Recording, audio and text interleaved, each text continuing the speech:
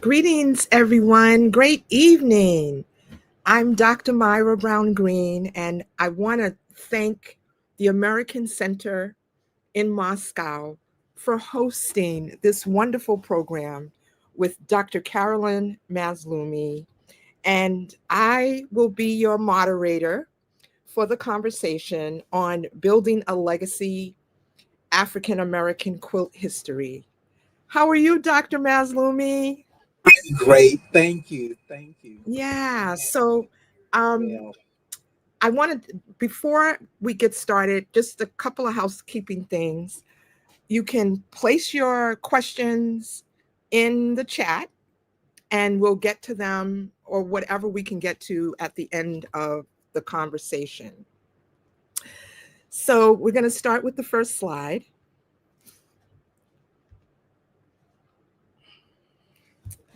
So, I think it's only fitting to ask you, Dr. Mazloomi, how did all of this get started? We know that you're a phenomenal quilt maker yourself. Um, you've got quilts all over the place, but you're also a collector, um, and so and a scholar. And I want you to just tell us how things began. my interest in quilt making started about 50 years ago. And actually, it started with the Women of Color Quilters Network, which is an organization I founded in 1985. Mm-hmm. And um, it was at a time when African American quilts had become very popular. And I would see them in my business travels and galleries around the country selling for enormous prices. And I often wondered if those prices were trickling down to the women that actually made the quilts. And also in my travels, I never saw any other African American quilters. So I put an ad in Quilters newsletter, which was the most popular quilt magazine of the day. And I asked if any African American readers saw the ad to contact me.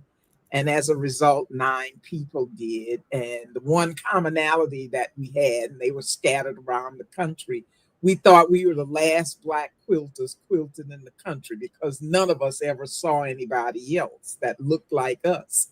So, just through word of mouth over the years, at the height of our membership was over 1,500 members. Wow. And the objectives of the network was and is to this day to preserve, present, and educate people about African American quilts.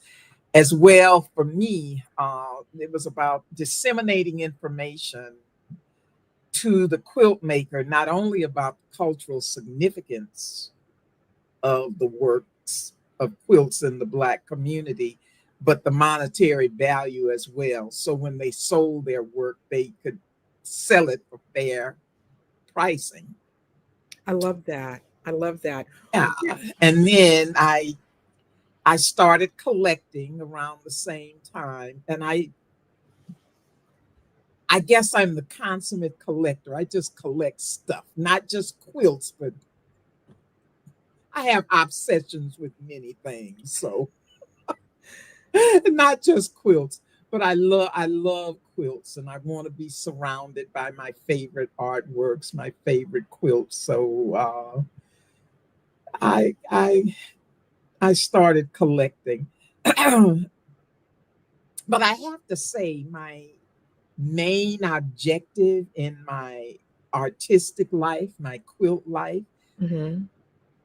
was to find a place in the canon of American quilt history for African American quilts.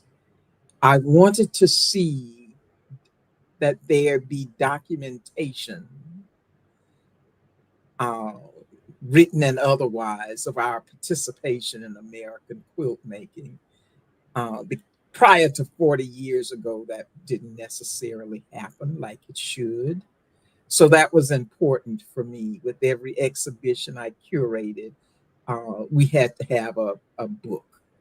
So the piece that you see up here is one of my favorite pieces, and it's a very old piece that was made by um, a freed slave in Kentucky. And Mm. it's composed of thousands and thousands of pieces of hectagons. The hectagons are 1 inch hectagons, and they're paper pieced, Wow. silk. And the quilt is just absolutely, it's so beautiful. It was a piece that I had to have. And it was an interesting story and documentation with this particular quilt. The Mhm. woman's name is Henrietta George Washington Turnbull. And Wow. she worked for this white family. She was taking care of their child who was handicapped and could not walk. And she would carry him to school on her back when he was in elementary school, and she continued to take care of him through high school. He went to college, and when he finished, and this was the fascinating point for me because I'm an engineer, he started one of the first engineer societies here in the United States. Mm. But he never forgot about Henrietta, and he took care of her. When he started working, he bought her a home, and he would send her a little stipend every month to take care of herself. But he was very devoted to her, and he kept meticulous notes about her. And she made this quilt for him. And the quilt came up for auction, and it was just a piece that I had to have. And it's huge, it's like 80 by 80 inches, Oh my but goodness. it's meticulous work. And that's my first love, piecework. And Yeah. as a quilter, I can't make it. I can't do piecework, but I'm fascinated Well, if with you it. foundation piece them, possibly. No, I can't even do the foundation piecing. That's very tedious. But Well, anyway, that yeah, one of the things that I love about these quilts that are made from fine fabrics back in the day, um, because there's so much history within the history within the history. And those pieces of fabric that are silk may have been someone's ball gowns or someone's fine lingerie, or and the foundation piecing allowed you or allowed the folks that started that technique, which is, of course, it's dear to my heart. It allowed them to use really tiny pieces of fabric. So I'm looking forward to seeing this piece in person. and it was interesting too. A few of the hexagons had come apart, Mm, and you could see the paper inside, and wow. they were old programs from her church, the Sunday Oh programs my. from her church. I thought, when you talk about history, I thought, oh, that's interesting. Yeah. So that's even another layer. I wouldn't have even thought about that, but that's a whole nother layer. I want to go back a little bit to Women of Color Quilters Network. Um, I find the founding of that organization, or the organization, which I am a proud member of, I find the founding of it to be so phenomenal because when it was founded, there was no social media. Um, we didn't have Zooms or studio space like we're on right now. So, how were you in touch with these folks, and where are they located? Like, Okay, the network members are scattered across the United States, and I kept in touch with them through phone and letter writing. hmm, Um, it was only the last maybe 25 years that people got computers and tablets and whatnot and could mhm. communicate. But to this day, there are still elders that do not use the computer. and do not use cell phones. And I still have to call them on their landlines, or Mm-hmm. in some cases, write letters, personal letters that are sent through the mail. So that's how we kept in touch, phone calls and letters. Nice. So let's move to the next quilt. This this too is a piece that I'm just fascinated with, and it was made by a network member living in California. And again, it's pieced, and as I said earlier, I'm fascinated with piecing. This is the back of the quilt. May I have the next slide? Wow. This is the front. Oh my And I goodness. thought, gee, the complexity of the piecework is just absolutely phenomenal. Mm. And again, this is something that I can't do. I find it's very frustrating for an engineer when you have when you can't make the squares meet and the points meet. I I'm done. Okay, I just gave up. Yeah. And I want to also mention, and you talk about this a lot in some of your writings, of how um, when Africans came to this country, they came with the skills of being able to put those points together. Exactly. Yes, they came with needle skills. Hmm. There weren't necessarily quilts in Africa, but there was lots of needlework. The flags of Dahomey. You Yeah. had uh, Saddles. quilted armor for Armor, folk. saddle. Yeah, saddles for the Yeah, horses. horse saddles. Yeah. And So they came, and it was an easy transition to take those hmm needle skills and make the American quilt. yeah, and do with what you had. Um, Yes. as far as colorists, many of the many of the quilters were they use color to have your eye move across the quilt, because whenever you look at these when you're looking at these pieces, you're not just focusing on one spot. Your eye moves around the whole space, and that's because of how the juxtaposition of the fabric has been put together. So I'm a lover of pieced uh, quilts as well. And you're very good at it. Thank you. Can we see the next slide, please? Um, this is one of my quilts, and I made this quilt to honor the life and work of Harriet Powers, who's sometimes called the mother of African American quilt making. And she was a freed enslaved woman who made two of the most important quilts in the country. They were Bible quilts, and they were applique. One is in the collection of the Smithsonian's History Museum, and one is in the collection of the Fine Arts Boston Museum. And as I said, they're noted as two of the most important quilt works ever made in this country. So I wanted to honor her in this way of making a quilt that she's in the uh, standing in the background with her quilt, original Bible quilt in the background.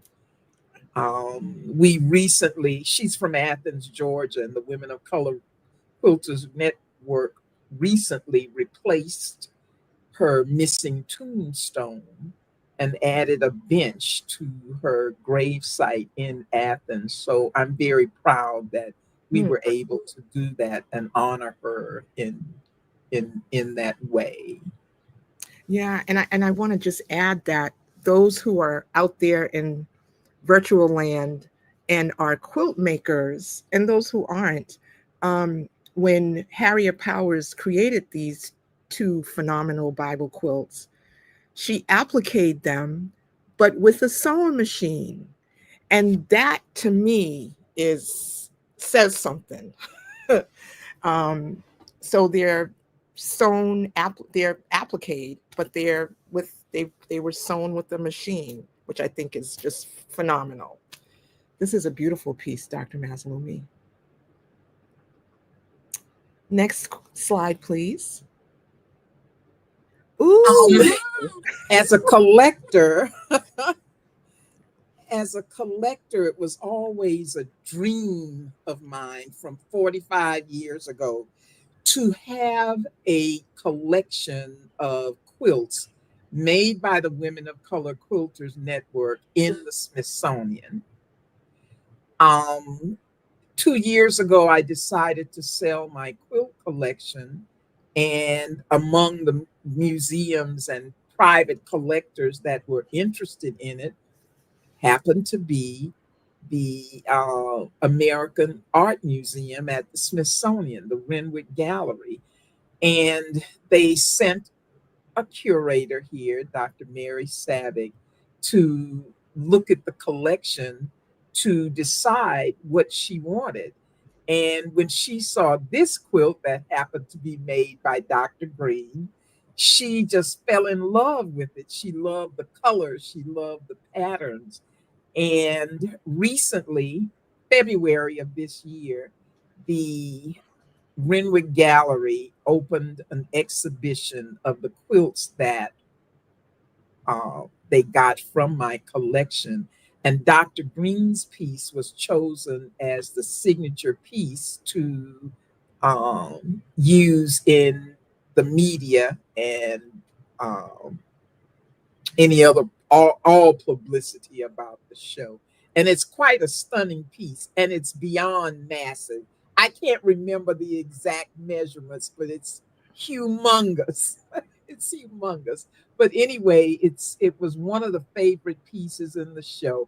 And as always, the piecing is impeccable, all those little points meeting, and it's quite a handsome piece. So I'm very proud to have acquired it, and I'm even more proud that it's in the permanent collection of the Smithsonian American Art Museum. Yeah. So we recently had an opening reception for that show, and it was just wonderful to see all the artists there Mm-hmm.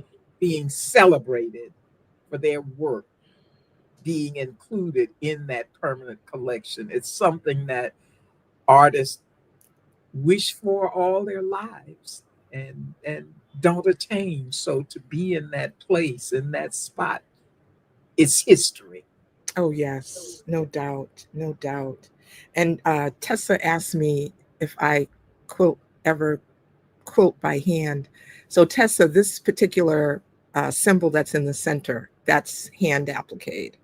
So just this is the one that's hand appliqued. So let's And move I on. have to say too, I did not know that. The applique is so fine you can't even see it. Yay! You can't see it. So that's a feat of workmanship in itself. Okay, so that it's extraordinary. I was talking to someone yesterday in reference to someone said that they collect a lot of books or whatever. And I said I had, and it was a sister an elder, who's an ancestor now from Brooklyn, who I believe was a member of the network. She was a fine embroiderer. Do you know who I'm talking about? Maybe her name Oh, was Virginia first. Her first name was Virginia as well. York. I'm trying to remember. She's out of New York. She was out of New York. Fine embroiderer, but she was a quilter. And I remember when I first started quilting, Marie Wilson.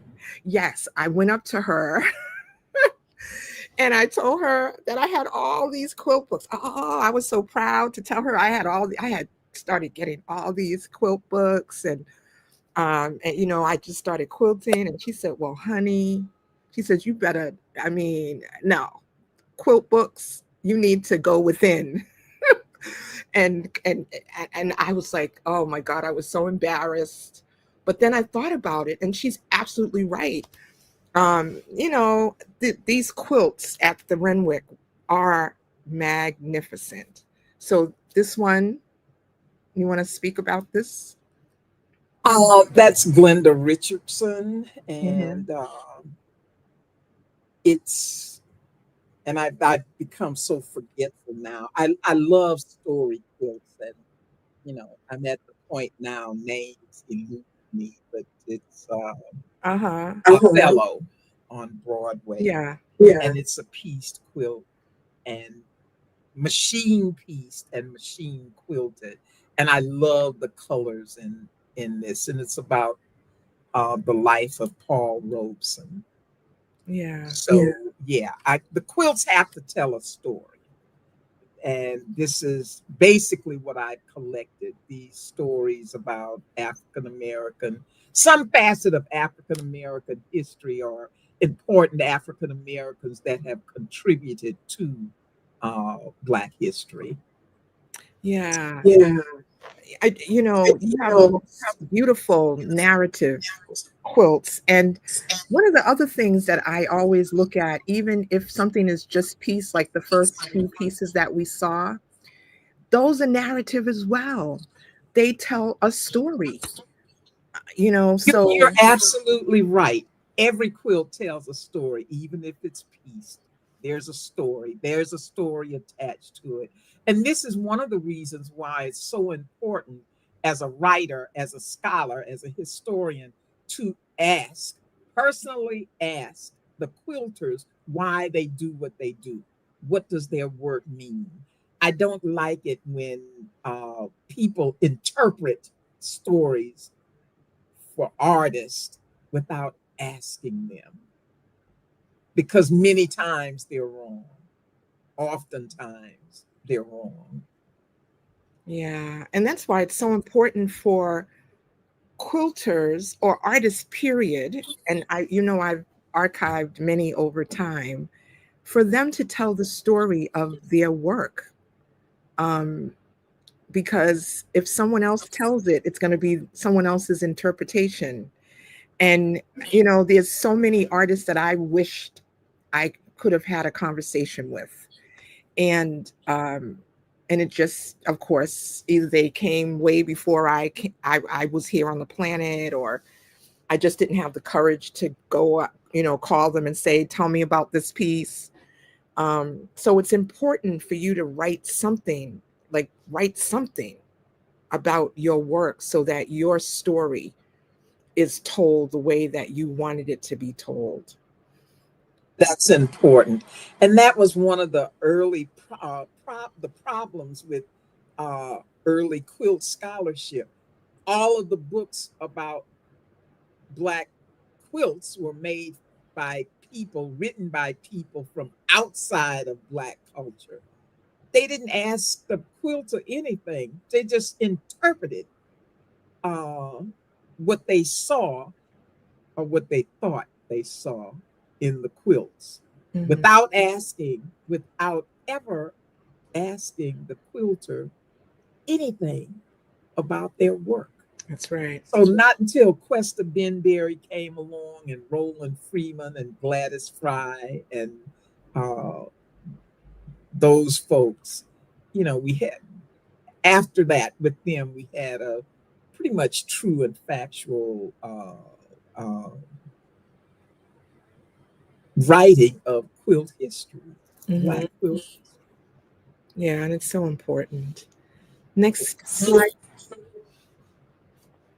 This quilt was made by network member Marion Coleman, and it's about the life of Bessie Coleman, who was the first African American pilot. And I am fascinated with everything dealing with flight. My education is in engineering, aircraft engineering, and airplanes, family, and quilts. That's my life. I love it. I love it. Next slide. Uh, This piece is by one of the youngest network members, and I found it very interesting because of the concept. She uses grommets in her work. She calls it grammatization of her quilts. But I curated a show on jazz and textural rhythms, and it united the two most iconic art forms in Black culture, jazz and quilts. And this young lady said, "Well, I don't understand jazz. I've never understood it." So she came up with this quilt, and the title is telling. There is no melody to follow.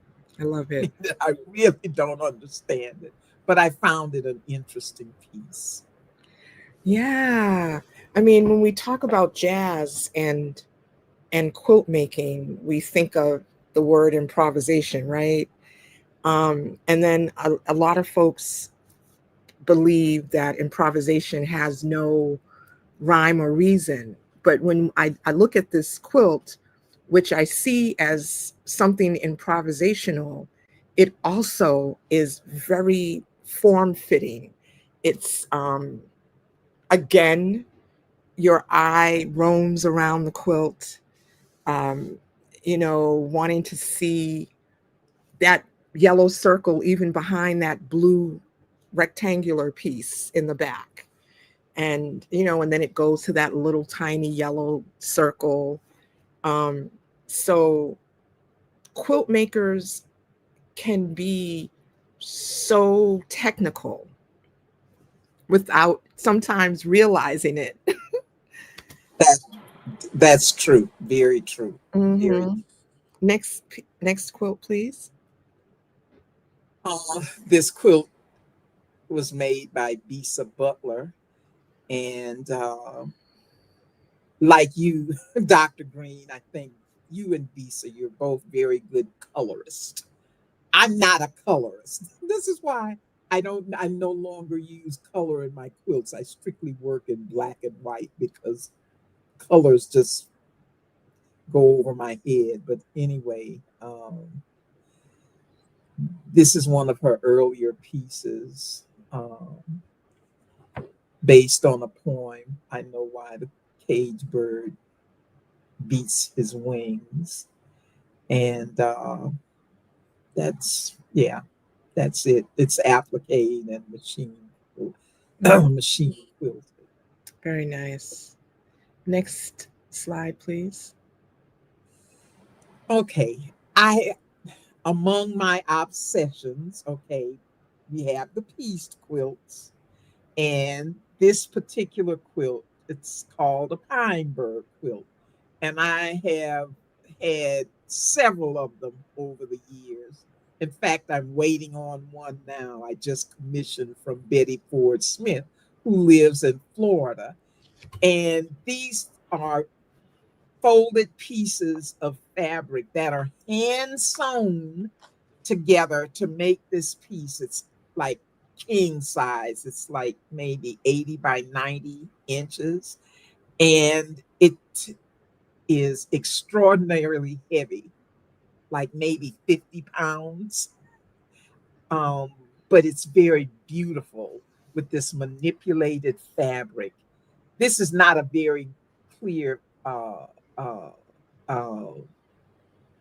picture of these points, but it's an extraordinary, I find an extraordinary feat of patience and workmanship, this particular piece, the pine cone. So I'm fascinated with this. So I'm so happy that this is included in the Smithsonian collection as well. Yeah, and a lot of folks had questions about it being on a panel on lower, not on the floor, but above the floor, laying on a panel, and um, and it's because it's so heavy. Yeah, it's too heavy to hang. Yeah. So imagine being underneath one of these. Do you sleep with any of them in the wintertime? No, it took two people to get this upstairs when we had it here. So I can't imagine sleeping under it. Um, I can remember back in the day sleeping under my grandma's quilts that were heavy with cotton and whatnot. You couldn't turn around with those quilts.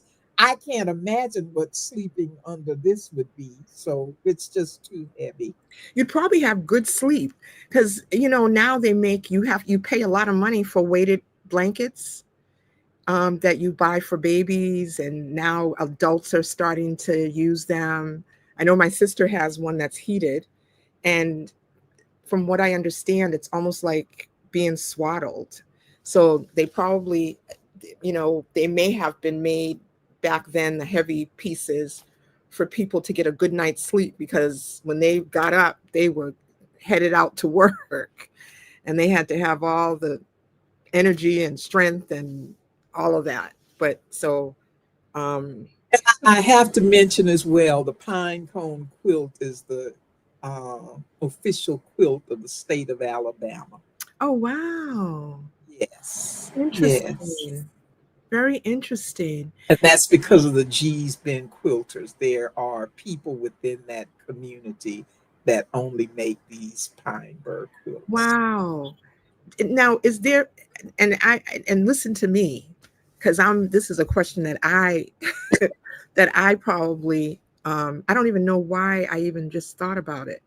But because it's so heavy with those pieces that are layered, is it sandwiched just like a regular quilt, 3 layers? It's a good question. I don't I don't think so. I Yeah. can't imagine that, okay, because it's like foundation piecing and then there is a backing on it and it's quilted. No, I don't think there's batting in it. Yeah. It's too heavy. But I Yeah. could be wrong. I've never made one. I've never seen one actually being made. That's a good question. I will have to ask Betty Ford Smith that. I'm telling you, I'm going to look that up myself. Yeah. So if Hmm. she's out there listening, she should type in an answer for us. Right, right. Next quilt. This quilt is by Viola Burley Leak, and it's about Hurricane Katrina, which occurred in New Orleans, which is my hometown. And it's a piece I had to have because of the subject matter. And Viola Burley Leak started out as a painter and printmaker, and later started making quilts. And I enjoy all of her quilts, and this is a huge piece. It's like maybe 80 by 80 inches. And I love the color and her applique and the story. The story. As I said, the stories are important to me because, especially now, you have so many states that have clamped down on history, Black history. So it's more important to me than ever that we have these narratives that tell our stories because now you might not necessarily find these stories in books and you can't find that they're taught in the schools. So it's easy to go to museums or art galleries and see this work. And with each one, when they're displayed, there's a text panel with the story Mhm. of the meaning of the quilt. So that I feel as a culture, it's more important than ever that these narrative quilts exist and are seen by the public. Yeah. One of my friends in the show. It sounds like I'm echoing. Can you hear me echo? Are you hearing me echo at all? Oh, good. One of my friends went to see the We Gather at the Edge exhibition at the Renwick.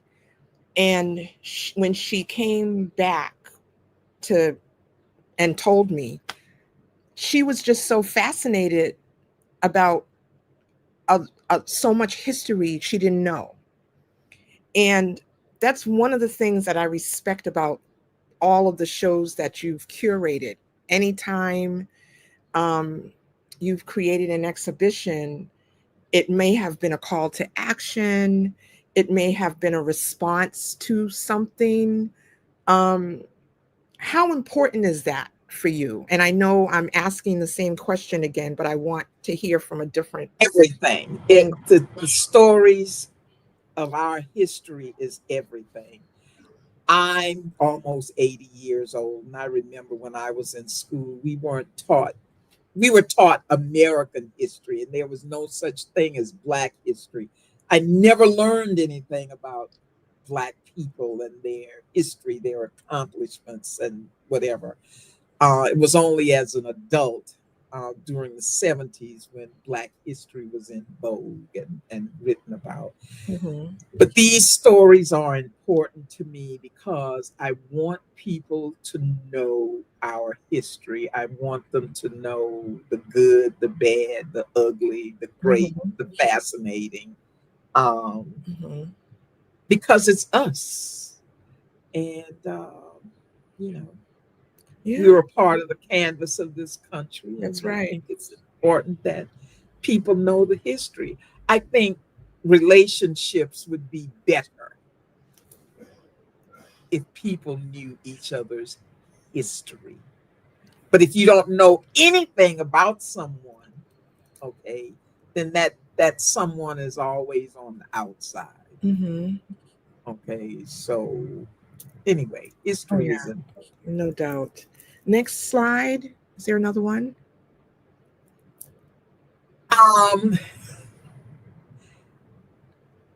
the workmanship in this quilt is just extraordinary. It is. I It's have seen this in it's person. yes, it's a whole cloth quilt. The quilting on it is extraordinary, but the workmanship is just absolutely beautiful. And I'm not I'm not the garden person. Everything I touch, every flower I touch dies, okay? But I have many of Juanita Yeager's quilts here hanging in my home. In fact, I'm looking at one now hanging over my desk. So that's an easy fix to see these beautiful flowers, and they're always there. Mm-hmm. So I appreciate the workmanship of Juanita Yeager and the beauty of her work, and that's why it's included here. And again, backstory, she is a gardener. She loves tending to her flowers. So, and this is all she makes, quilts with flowers in them. Yeah, and I've known her to be one of the earlier machine quilter, phenomenal machine Yeah. quilting um, quilters, where she was using a long arm before many of the folks were using them, or she was doing free motion quilting before many of them were doing it. So I just love her work. So this is the last image, and I have some questions. So before you make your final remarks, Dr. Mazloomi, I want to read a couple of the questions um, to you from the audience. And the first one um, is, can you talk about the process of making a quilt like Harriet Powers? Do you work from an existing image of her? What are the images in the squares around her image? Okay, this quilt is a whole cloth quilt. When we say whole cloth, we mean everything is on one piece of fabric. All the imagery is on one piece of fabric. And the I worked from an image of Harriet Powers, a image that Kyra Hicks gave to me. Um, she had her old image blown up and fine tuned, and it was beautiful. So I used that as the centerpiece. And all of this is printed on one piece of cloth. I draw on my computer, I draw on paper, I digitize my drawings, and I send them out to be printed. Then when I get them back, I'll enhance them with more painting or stenciling, Excuse me. and then they're machine quilted. So the images around her, in the background, are actual images from her Bible quilt. And then around the edges are images of cowrie shells. I'm fascinated with cowrie shells. I collect them. And that imagery is around a lot of my earlier quilts. And in the background is a circle, or these concentric circles. You find them always in my quilts, and they're a life symbol, that life is ongoing, death and birth, it's ongoing, it's continuing. So those circles are in all of my quilts. So that's it. I love it. Okay, thank you. Um, do you think African American quilts are accurately represented in history? We're getting there. I think the more and more books that are written about Black quilts, the better. But we unfortunately have just a few scholars, just a precious handful of scholars that are writing about Black quilt history. So, but more power to them. They're very uh, productive in their work, like yourself, Thank you. in writing books and articles about Black quilts. So we're getting there. We're doing better than we've done 40 years ago. Yeah, and I think that it's also important for us to, Black quilters, I will say, to write something about their work. Um, One of the Definitely. things Dr. Mazloomi always had us do when we were a part of any of her shows, I mean, and I'm sorry for talking in the third person while you're sitting there, but one of the things that she did, definitely, of course, was have a catalog for every exhibition, or at least the majority of them, and we had to tell our own story. We had to tell our own story. I was talking to you about, I a museum asked me to write about 5 of their works that are going to be in a major show next year at the museum. And when I was looking for information on these phenomenal quilt makers who are famous, known out there was really no information about them. None. I was in shock. Um, and it's because we're not, nobody's written about them, even if it's a little something that someone can go with. So that's important. So the quilt maker has to help as well. There has to be, every time you finish a piece, even if you talk into your cell phone, or you document what each of the things are. Because I teach in a local university, and some of the students don't know what a cowrie shell is until I tell them.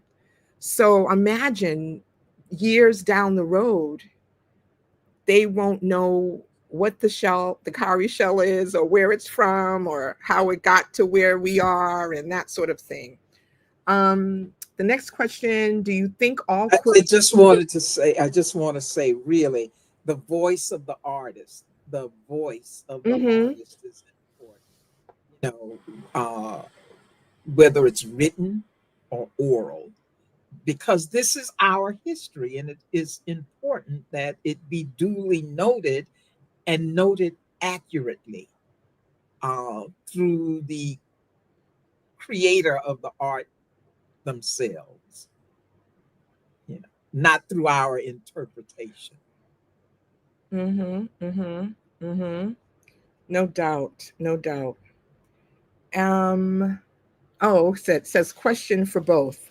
What is your favorite quilt that you have made and why?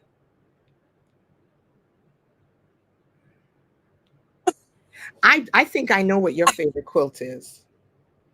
I think. I think. Well, I have many Yeah, you favorite do. quilts, but I think my favorite quilts are the ones that I made of my grandchildren. That's what I was going to say. I thought about those yellow boots.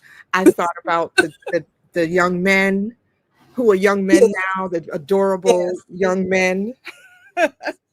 I and that's for me a wonderful feeling to create those quilts. And for each grandchild, I have made quilts for them. It is pure joy to give them quilts that I made. And it's even more joyous that they understand the significance of those gifts. Mhm. Yeah, and I would say my favorite quilts are pieced quilts. Those are my favorite, and turning them into a story, even if it's if there's any applique somewhere, which usually um, there is going to be it's gonna be peace. But I got so inspired by many of the quilts that were in the exhibition, and that's a pleasure when you're in a group exhibition with other quilters. You get inspired by other folks' work, and one of my favorite pieces was Dr. Wilbekin's piece with the buttons. I love accessories. I have a drawer full of buttons. And so I'm working on a couple of pieces where there's some buttons involved, and I'm giving her the credit. People always ask me who am I inspired by, and and that's how I get inspired. So pieced work and a lot of embellishment. That's my thing. And you know I'm a cowrie shell person myself. Yes, Um, yes. Someone asked me, "Oh, Dr. Myrah, I see you are in your workshop. Can you show the main tools, the main tools you use to produce a quilt?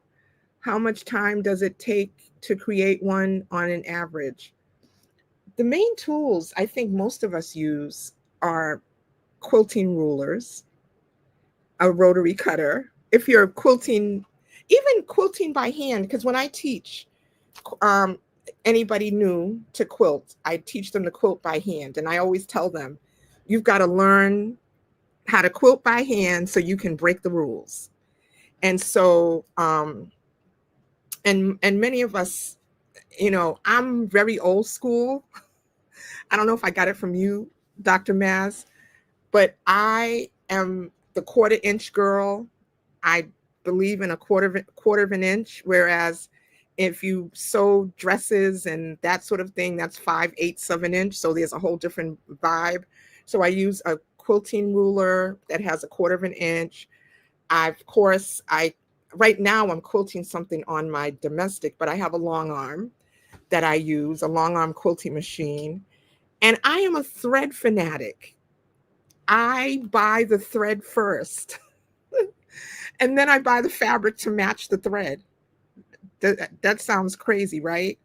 The um the quilt that's at the Renwick, I purchased that thread, and that thread, I didn't realize it was embroidery floss because it came on big rolls, well, nice size rolls, but I loved it so much. And when I tried to put it through a needle, I there was no needle big enough for me to put it through.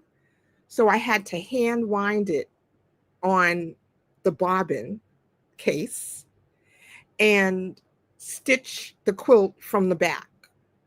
So I made a line all the way across the whole quilt, and then I just stitched the quilt from the back so what was in the bobbin would be on the front. So that's how that quilt was Wow. quilted. And That's intense. it really is. It really was. It took me a long time to do that, but I was insisting on doing it. Um, It's more deserving of being placed where it is. Thank you. Thank you so much. Okay. Someone asks you, and I hope I answered that question.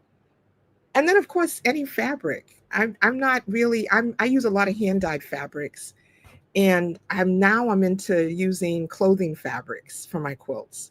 Like I shop at places that sell like men's suiting fabrics and um, any kind of tapestries. That's what I'm in love with right now.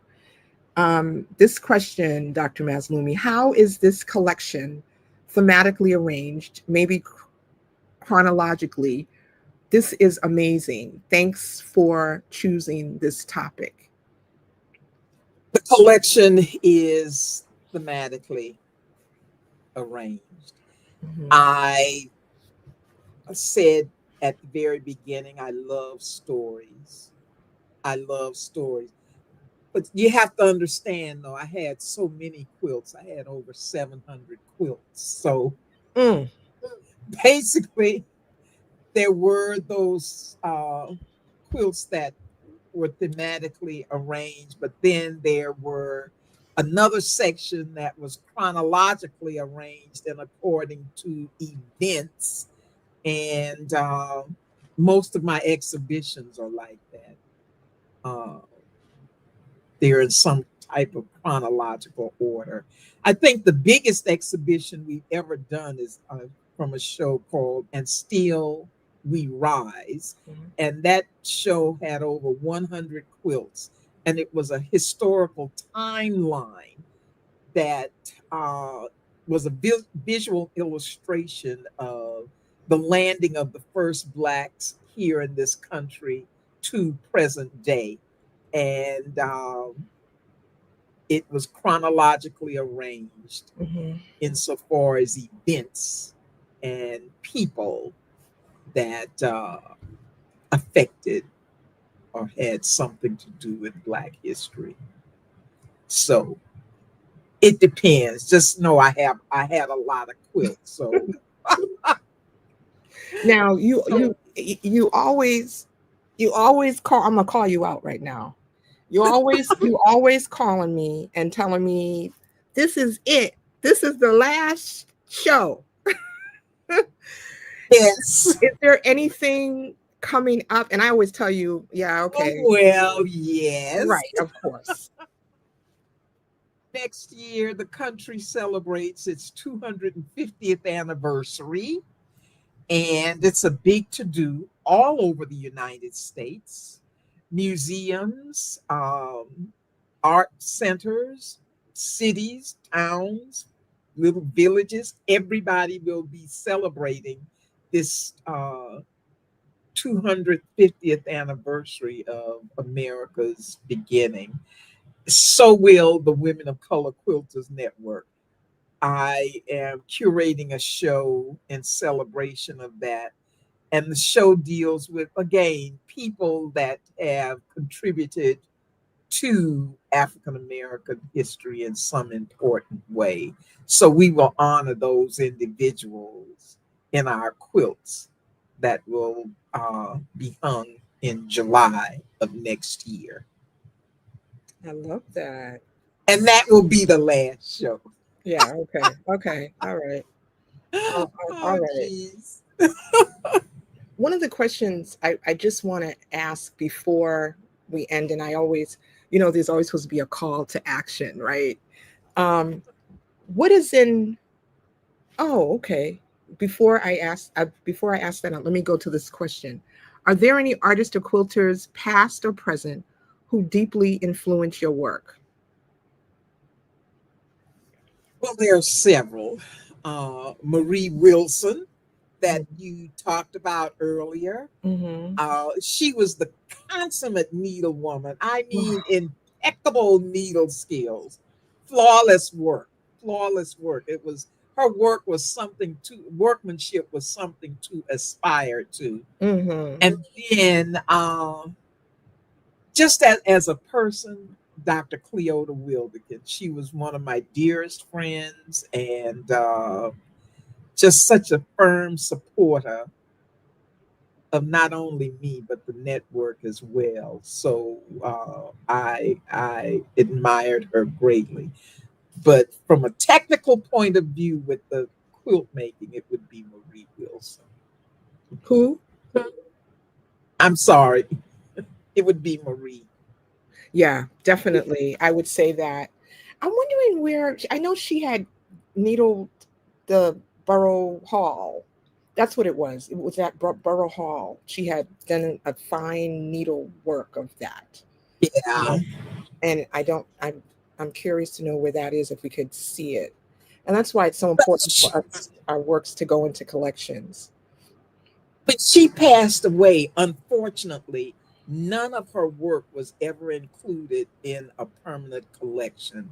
And when she passed away, uh, her daughter had just one or two of her pieces, and the rest were just sold and scattered all about all over the country. So, and that's one thing too. We have to take care of business. The average age of quilters in the network is 76 to 103. We have to make sure that our quilts are provided for after we're gone. And that happens so often, many times a year. I'll hear from a distant relative that doesn't want the deceased member's quilts. This is something we have to take care of before we leave. We know we're old. Okay, take care of business and have it so that your quilts will be placed in a place where they are wanted and cared for. That's important. Not just to leave them and you get sick or pass away and somebody just gives everything to Goodwill or the Salvation Army. Yeah. That to me is not the done thing. So we have to be prepared for the inevitable and be prepared with the placement of our work. And that's a good segue to my last question for you is why is it important for quilts to be sold, definitely, or to be placed in uh, in collections, like really wonderful collections. Like you said, there's so many collections. There's no so many people out there who will purchase a quilt just because they like the way it looks, but there's nobody after them that is loving it. So why is it important for? Because we need folks to buy our work as well. Um, Exactly. yeah. And that's, you have many collectors.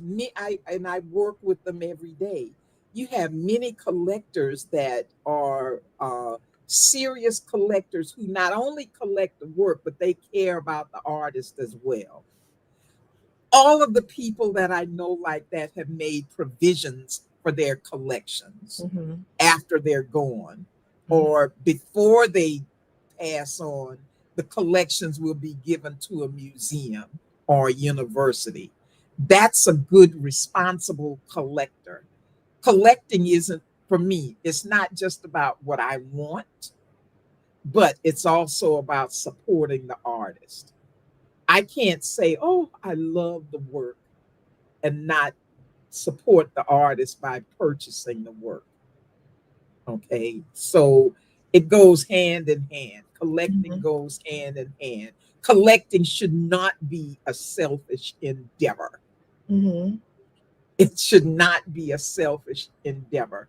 You have to think about the person that made the work because you're not just a collector, but you're a supporter of the artist as well. Yes. So with that said, I would like to thank the American Center in Moscow um, for hosting this phenomenal discussion, Building a Legacy African American Quilt History.